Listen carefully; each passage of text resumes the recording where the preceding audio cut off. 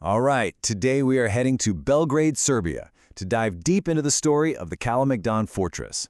Now, this isn't just some old castle. Think of it more like a history book that's been written in stone, with chapters from the Romans, the Ottomans, and Serbian rebels. So, let's get ready to turn some pages. Just imagine for a second, right? What if these walls could actually talk?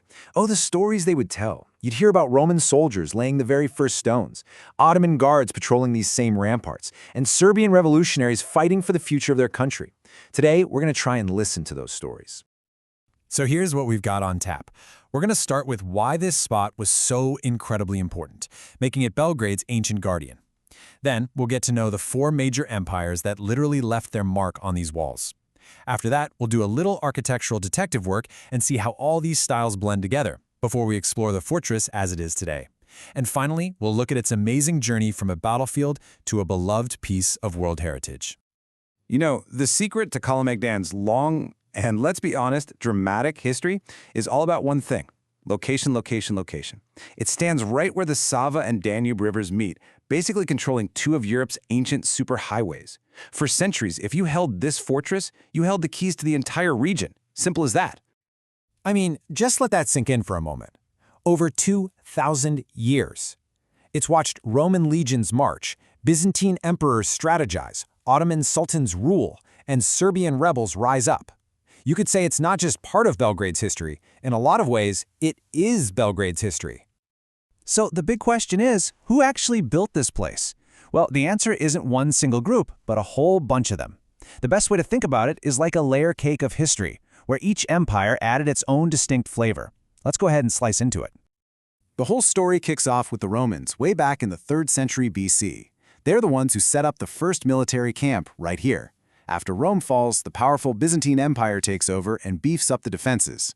Then comes the most defining era, the Ottoman conquest in the 15th century, which would shape this fortress for the next 500 years. The final, really dramatic chapter starts in 1830, when Serbian rebels finally reclaim it, kicking off a whole new era for Serbia. 500 years. Just let that number sit for a second.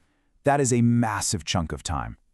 To put it in perspective, that's longer than the entire time between Columbus's first voyage and today. So Ottoman rule wasn't just some temporary phase, it was the longest and most transformative period in the fortress's entire history, and it embedded its culture deep into these very stones.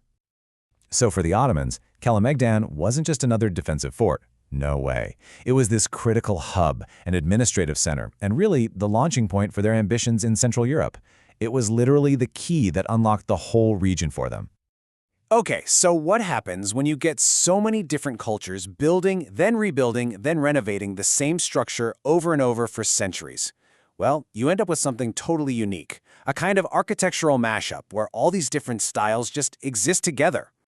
And you can see this blend everywhere you look. On one hand, you'll spot these sturdy, rounded arches of Romanesque design. That's a legacy from medieval Europe. But then, right next to it, you'll see things in the Balkan Revival style. Now, this was a 19th century movement from a newly independent Serbia that was all about weaving together its Byzantine and Ottoman heritage to create something brand new, something uniquely Serbian. It's fascinating. All right, so what's it like if you visit Kalemegdan today? Well, it's not some dusty old relic behind a velvet rope. It's a vibrant, living part of Belgrade where the past and the present are constantly meeting every single day. As you walk around the fortress grounds today, you're going to come across several key landmarks you just can't miss. You can walk across the iconic Kalemegdan Bridge, which has these incredible river views. Then, you can't help but notice the massive St. Sava temple dominating the skyline. And, if you want to piece the whole story together, there's a dedicated museum right on site. And let's just pause on that for a moment. The St. Sava Temple, it's not just some local landmark. We're talking about one of the largest Orthodox churches on the entire planet. The scale of it is it's breathtaking, and it really tells you how culturally important this whole area is. And hey, if you want to connect all those historical dots we've been talking about, the Museum of the Fortress is exactly where you need to go. It walks you right through each era, Roman, Byzantine, Ottoman, and Serbian, and just makes all those layers of history feel totally real. So this brings us to the final and, maybe the most important transformation of Kalemegdan. Its journey from being a place of constant conflict to becoming this incredible symbol of national and even global heritage. This right here, this was the turning point. The moment Serbian rebels finally took control of the fortress, everything changed. It went, almost overnight, from being a symbol of foreign rule to being the very heart of a reborn Serbian nation. And that new identity was eventually recognized on a global scale.